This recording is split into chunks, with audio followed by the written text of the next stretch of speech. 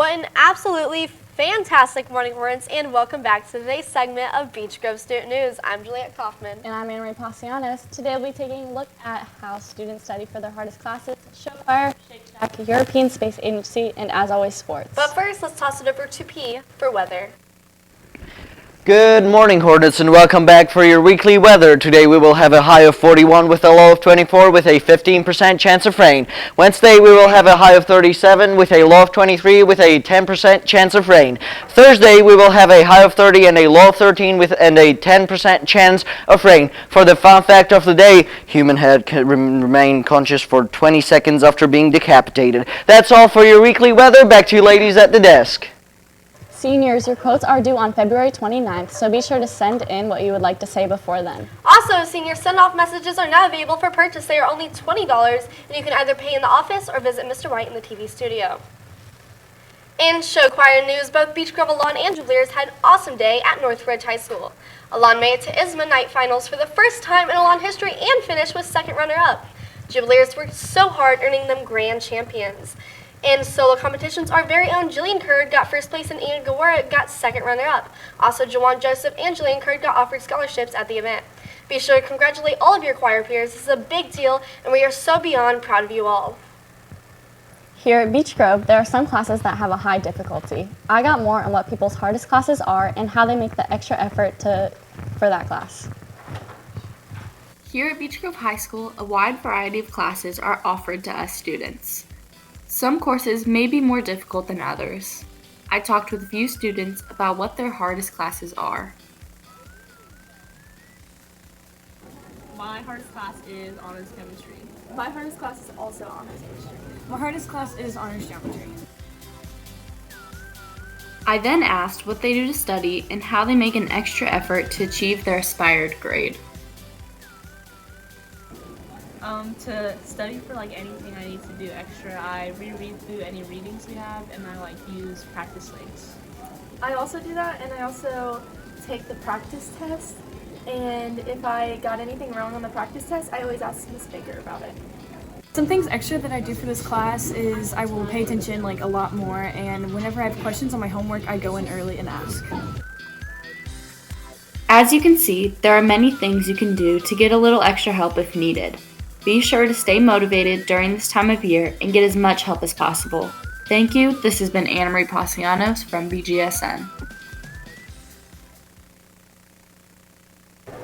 The future of VR gaming is promising. Here's Eleanor Mathis with more.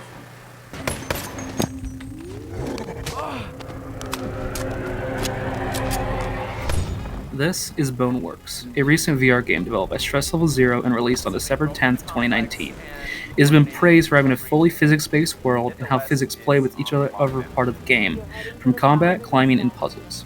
Instead of being a small tech demo like other VR games, Boneworks features a full story campaign and various other sandbox modes after the campaign.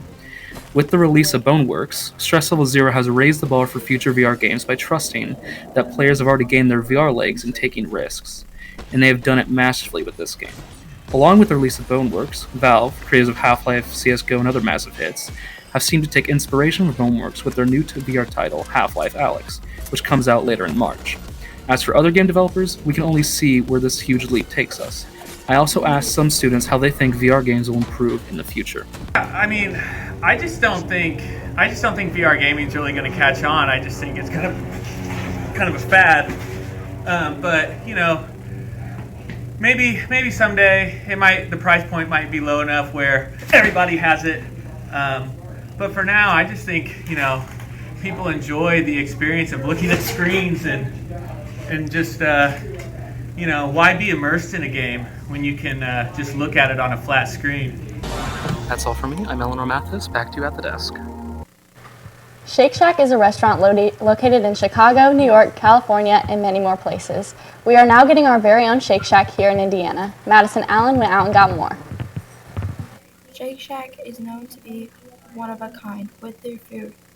There are many things to choose from as breakfast, burgers, and even the secret menu. I went and talked with Alyssa to see what they thought about Shake Shack coming to Indianapolis very soon.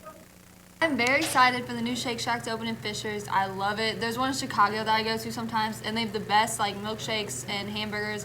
It's better than Steak and Shake or anything, so I'm so excited. I'm gonna go probably opening day.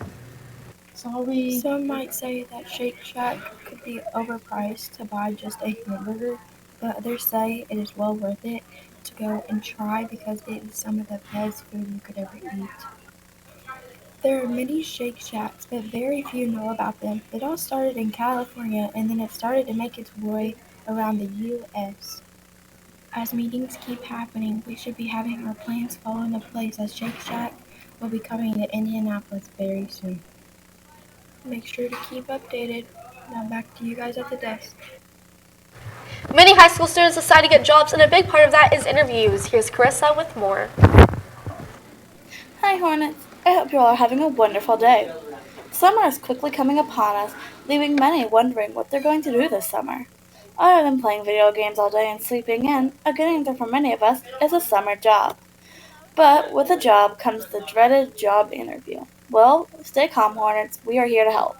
I interviewed Julia Kaufman to see how she handled job interviews, and Alexis Whiteman to see if she was nervous for her upcoming interview. I've been to 4 different job interviews. My tips for anyone would be always dress for the job. Don't always overdress. Definitely don't underdress, but dress how you would for that job. I would say be outgoing. I've always loved interviews. Know what they're going to ask you. I know a lot of classes here tell you, what interviews are going to be like. So just listen to your teachers, because I did have one interview where everything that a teacher ever taught me was asked at that interview, so it was pretty cool. I'm not really nervous about my interview. I mean, yeah, it's kind of nerve-wracking, but I've had multiple interviews before, so it'll basically be the same thing, same questions. So no, I'm not nervous. If you stay calm, take their advice, and prepare for your interview, you will certainly knock that interview out of the park and do a great job. That's all from me today. This was Chris and Nielsen. I hope you all have a wonderful day, Hornets. We haven't had many chances to study the sun because of technological limits. Now it could be possible for us to study it in greater depth. P went out and got more. Europe and NASA's solar orbiter rocketed into space Sunday night on an unprecedented mission to capture the first pictures of the sun's elusive poles.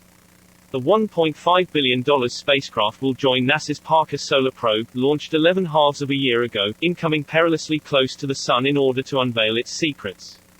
While the solar orbiter won't go close enough to penetrate the sun's corona, or the crown-like outer atmosphere, like Parker, it will, however, maneuver into a unique out-of-plane orbit that will take it over both poles, never photographed before. Together with ground observatories, the sim-staring space duo will be like an orchestra, according to Gunther Hassinger, the European Space Agency's science director. Every instrument plays a different tune, but together they play the symphony of the sun, Haslinger said. I went out and asked a few of our students what they think. Yeah, I feel like studying the sun would be great for us in general. We can probably study more other suns and learn more about them, and probably see if there's new life out there. We can study other planetary systems and stars, and we perfect our technology to the point where we can withstand the wear and tear for long periods of time. Now back to you guys at the desk.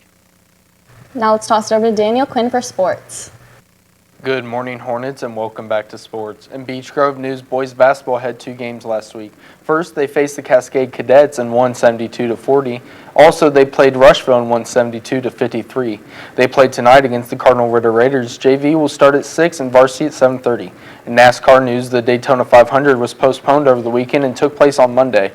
Denny Hamlin emerged victorious in winning the iconic NASCAR race for a 3rd time. Hamlin became the first driver since Sterling Marlin in 1995 to win the race in consecutive seasons. But the feat was overshadowed by a string of frightening crashes, including a devastating wreck that sent Ryan Newman to the hospital. Newman flipped several times and his car ultimately crashed across the finish line, engulfed in flames. Unfortunately, his injuries were not life-threatening, according to NASCAR Executive Vice President Steve O'Donnell. That's all for sports. Back to you ladies at the desk. Thank you, Daniel Quinn. That is all for today's segment of BGSN 10. I'm Juliet Kaufman. And I'm Henry Pasianos. Have a root beer Tuesday, Hornets.